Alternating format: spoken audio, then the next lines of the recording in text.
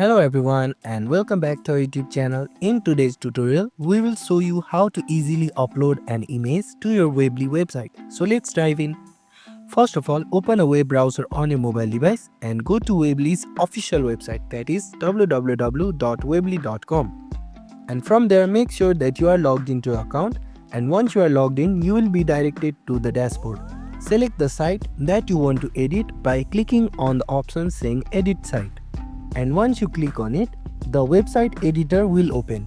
Now for uploading an image, click on the build option, which is at the first of the navigation bar, and from there you can see an option saying image. Simply tap and hold to it and drag and drop where you want to add the image, and once you drop it, you will see an option saying upload image. Click on it.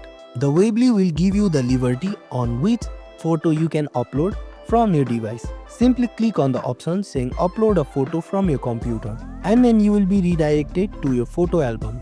Click the photos that you want to add to your website. It can take some time since it is uploading currently, which you can see at the bottom right corner of the screen.